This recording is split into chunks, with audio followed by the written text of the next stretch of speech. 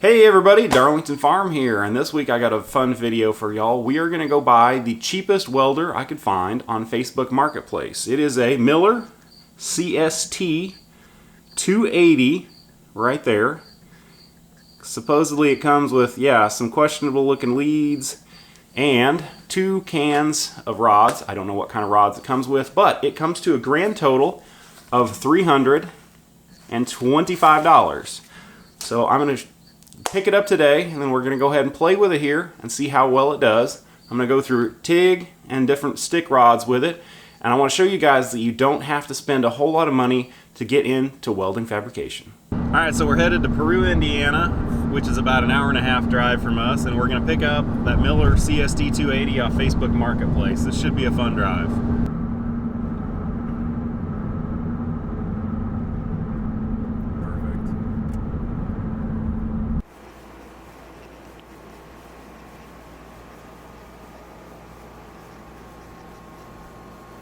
So we made it back from Peru, and I want to show you guys what I got here. So I got a stinger and ground, which the ground clamp for this has definitely seen better days, and it's going to go, I hit it in my scrap bin. You could run over to Tractor Supply or any place like that and pick up a decent ground clamp, which is what I'm going to do. And these actually are not a half bad set of stick leads. I got the welder itself, which I forget how I'm going to do this in the video here, but you're going to see rewiring it here. And then I got a mostly full can of 70/18s and then about half a can of 70/18s, both 1/8 inch. And then a 10-pound can here of 332 70/18s that are actually still unopened, which I will actually use those on paying jobs. This other stuff here, since it's been open for number of years, I will not use it on paying work, but it would absolutely be good for someone to learn, burn up a bunch of rods and some scrap metal here to kind of learn stick welding. So I will probably give this to a buddy of mine that is trying to get into welding. But yeah, good deal here. Yeah, this would be really an awesome setup if you are wanting to learn stick welding.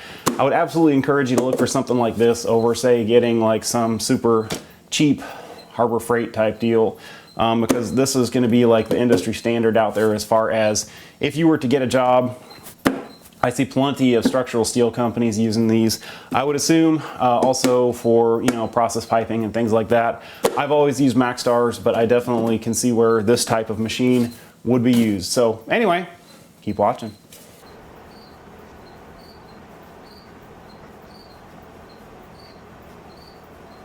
All right, so prior to hooking this guy up here, I went ahead and pulled the cover off just to kind of inspect the inside of it to make sure there was no funk, no mouse nests or anything like that in here. And once I got the cover off, I noticed something here. So my first indication that there might have been something up with this welder, or not necessarily something up, but somebody has been in here and not put it back together correctly, was that the power cord on this guy here is a 3-wire power cord, where it comes from Miller with a 4-wire, and the reason being is this machine is meant to run off of single or 3-phase. So what's nice about this is that you can either run it off of 220 single phase like you would have in your house that would run your clothes dryer, or say your welder out in your garage, or you can run it off 220 3-phase. Say a lot of farms and stuff will have something like this where like they're not going to have 480, but they'll have like 220 3-phase. A lot of machine shops also, and then you can also run this off of 480 single phase or 480 3-phase, which is really nice if you're in a big industrial setting. A lot of times they will not have 220 single phase in a plant, but they'll have 480, and you can either steal 2 legs or go ahead and steal 3 legs.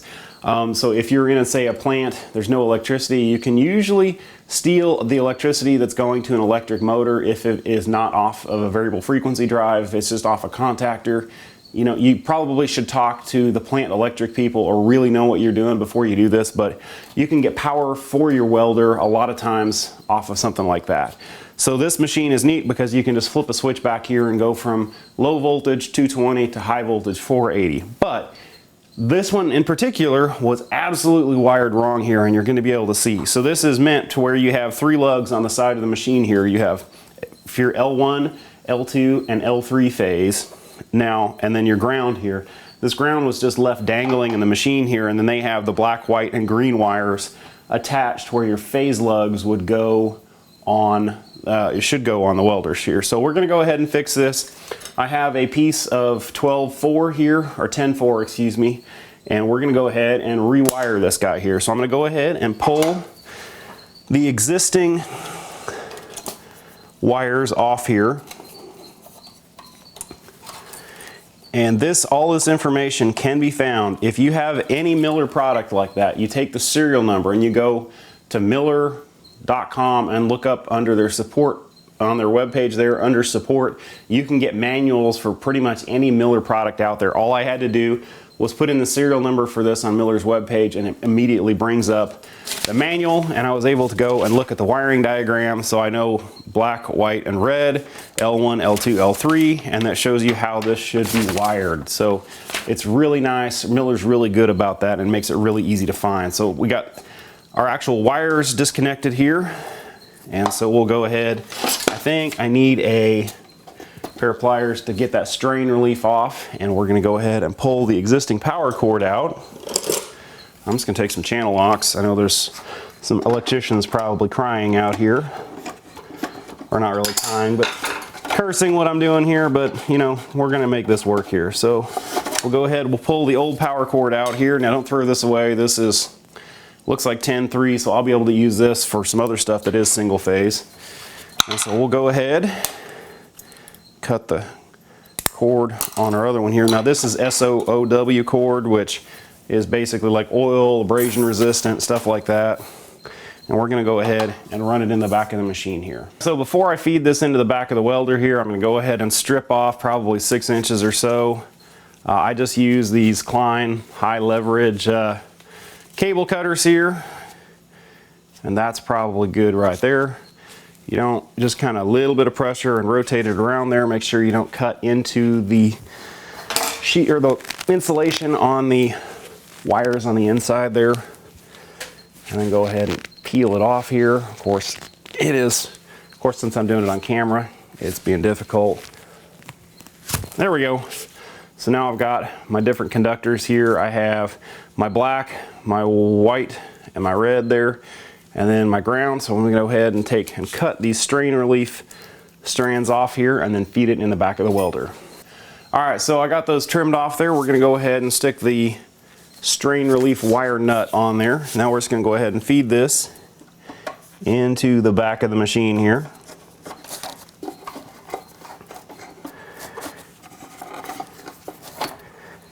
There we go, like so. And that should be, I probably should have stripped off a little more, but that should be plenty right there to go ahead and meet up to the back, or to the terminals there. We'll go ahead and snug up our strain relief right there. So that's good and tight. Okay, so now what we're gonna do is we're gonna go ahead and strip off the insulation from our conductors here. Now you don't need a whole lot because, like I said, we were just going into these 3 lugs here.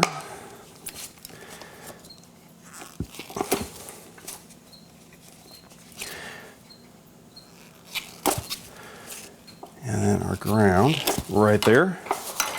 I always will twist these before I put them into anything like that. So,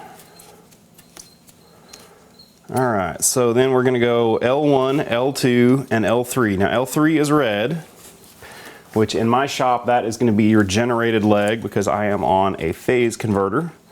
So we'll go ahead and put that guy in first. And then, I believe our L1 should be black. I'm pretty sure that's correct. I guess I should look at the manual here. L1, L2, and L3. Black, white, red. There we go. That's what I thought. Black is going to be our L1. And so it's going to go into this first terminal here. Right there.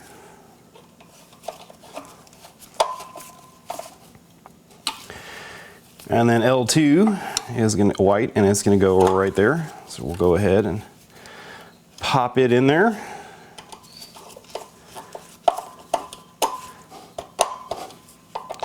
And these are a little stripped out, so right there. I'll make sure they're good and snug. There we go. Make sure our other side of the terminal block is tight. All right, now we're going to stick a wire nut on our ground here.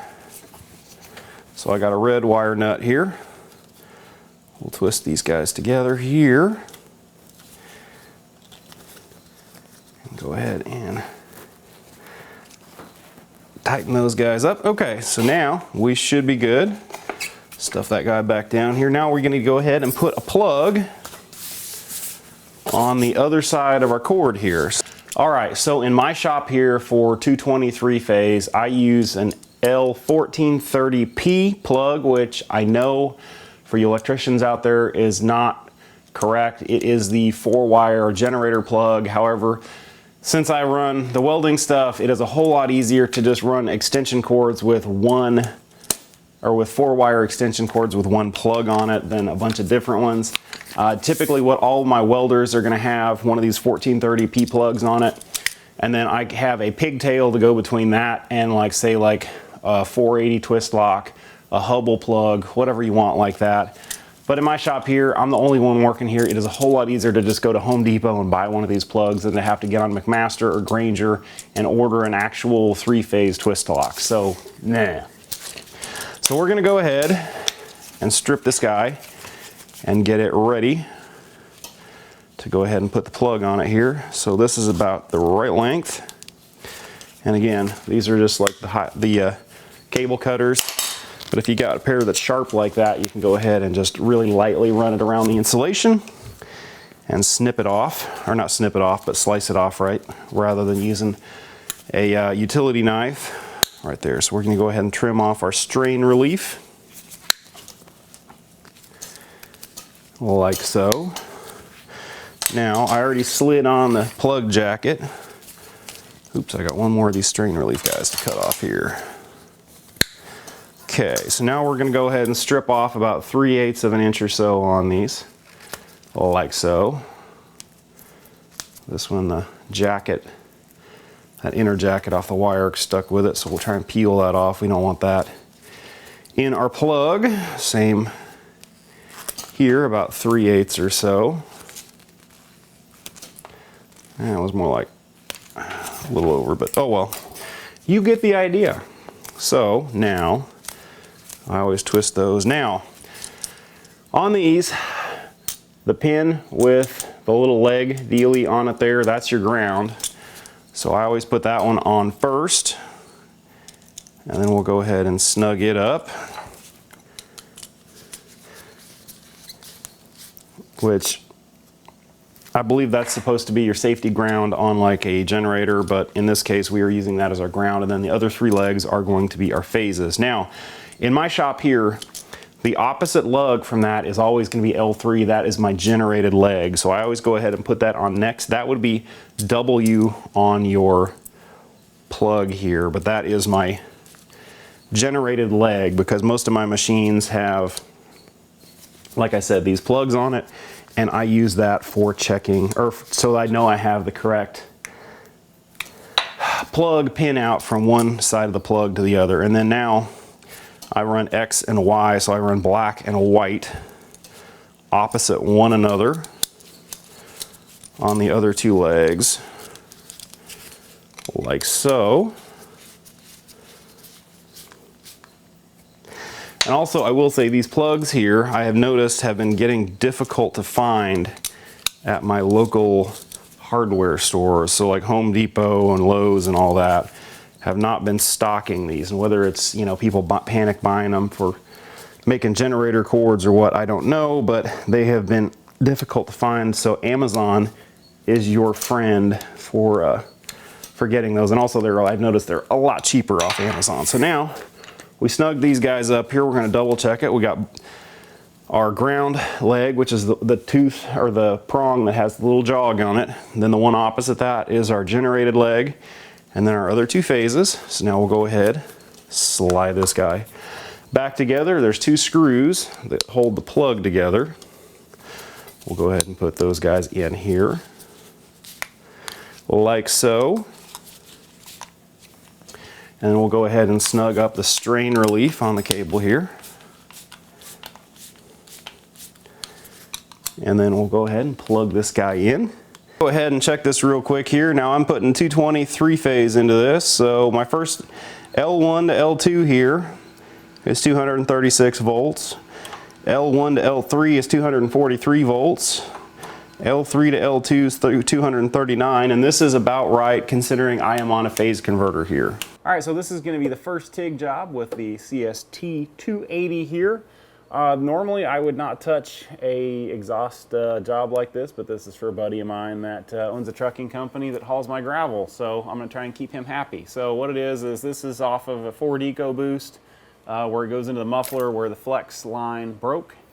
And so I got a flex line here just chopped down. We're going to go ahead and weld it onto the flange here. So we'll go ahead and TIG weld it, just lift arc TIG it here, and I'm going to show you guys how I have the welder set up.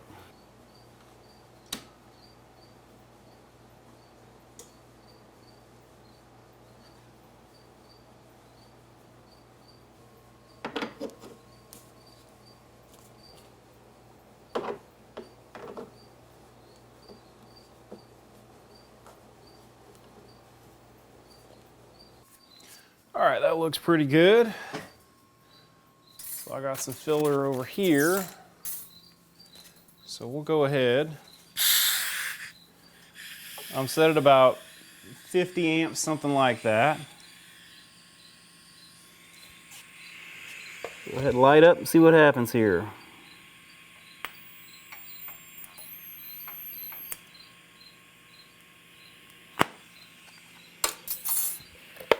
So it wants to stick a little bit, so we'll see how this guy does here. I noticed that on a couple other welders I have, like when you do lift arc, you know, on smaller stuff, they wanna stick. Yeah, low amperage. So this guy's wanting to stick at low amps.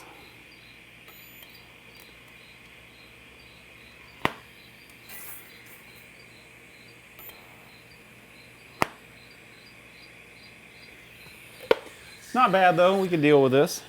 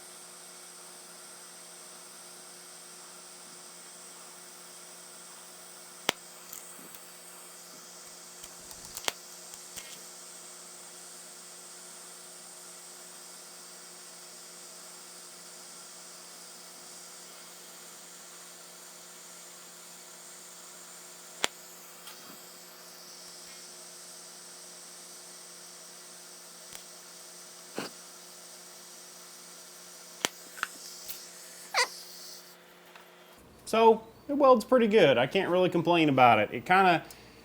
It runs about like you're running off an XMT 304 or something like that, where when you touch the tungsten there and then lift off, it wants to grab. So, you know, I wouldn't want to do a lot of repetitive welds over and over again with this thing, but hey, works pretty good. I can't complain. Nice stable heat. Definitely works.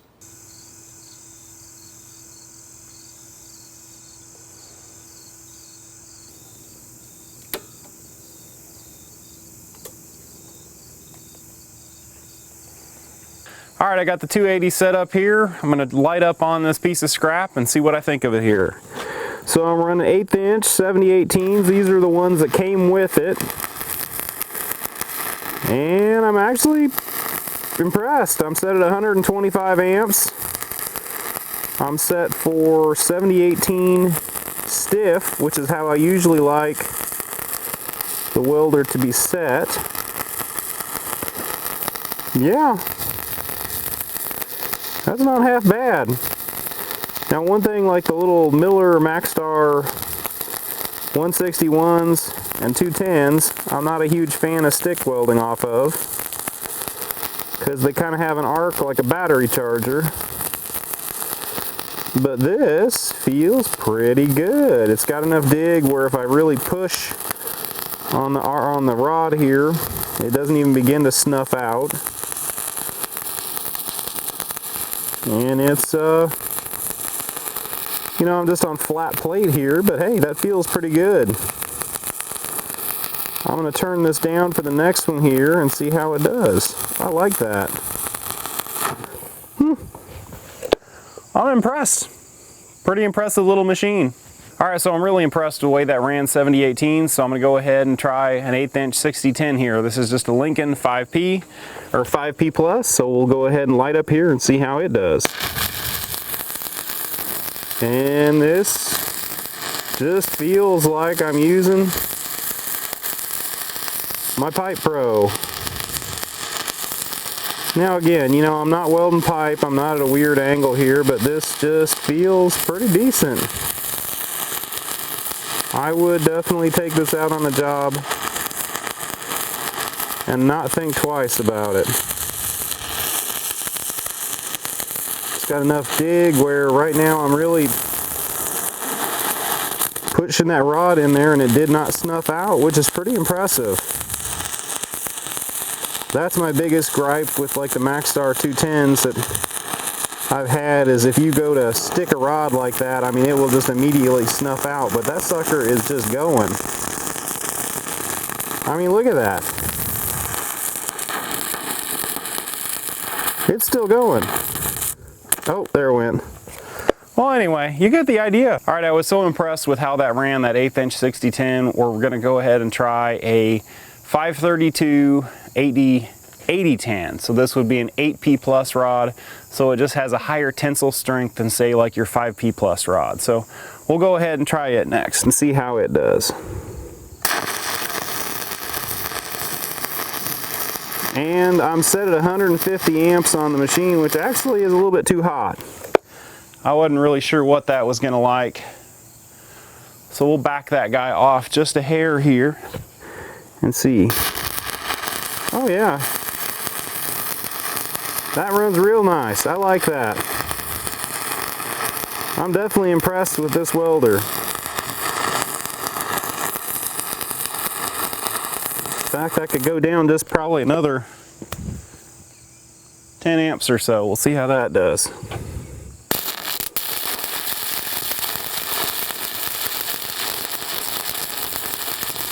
Yeah, I like that. So this is, like I said, an 8010. And this can be kind of a difficult rod. Now I'm not going downhill here. I am just running bead on plate here. But you kind of, if you've done enough of this, you get the idea how it's going to run, and that runs really nice. I'm like actually really impressed with that thing for being as small and light as it is. And especially for being an old one that I only paid $300 for. So yeah, that's impressive. I definitely am impressed. All right, so 532 8010. Really impressed with how it runs here. One more rod here, and I think we're gonna call it, and I'm gonna say I absolutely love this machine.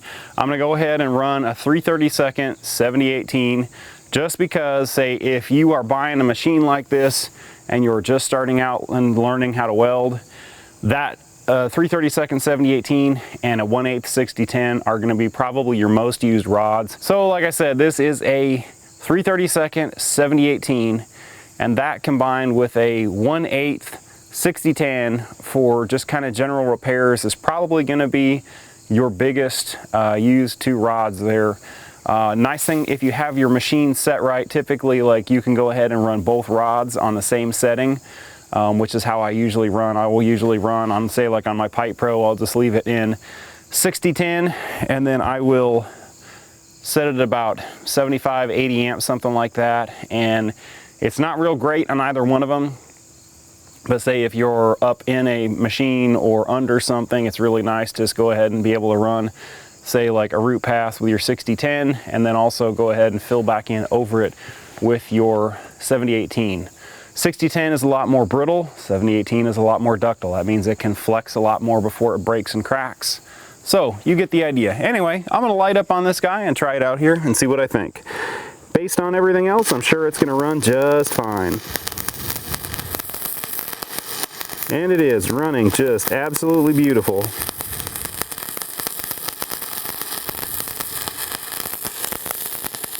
Yeah, I'm impressed.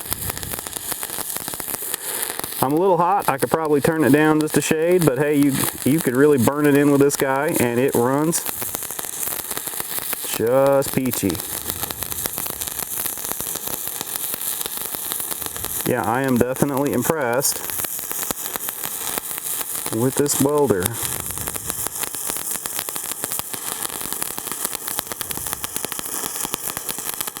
Yeah, I would not think twice about taking this on a job. I'm definitely impressed. Yeah, I'm a little hot there. Actually, now that I think about it, I didn't change the settings on the welder from that 532 80-10. So yeah, that was a bit on the hot side, but you get the idea. Definitely impressed with this welder. And my cat's hawking up a hairball over there. Yeah, dude, that's gross. Go do that over there. All right, so my final thoughts on this. 325 bucks. It works really well.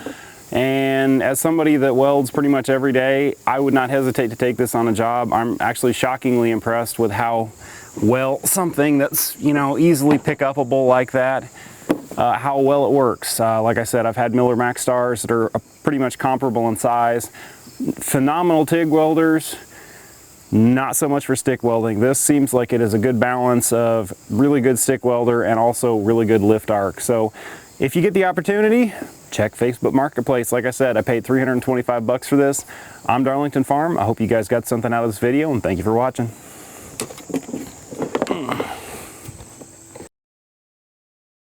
Oh yes, look at me. I am dog meat. I am so amazing. Yes. Okay, now how many million viewers are gonna watch me? He says, oh, by the way, I have 10 billion followers on Dogagram. Just check me out.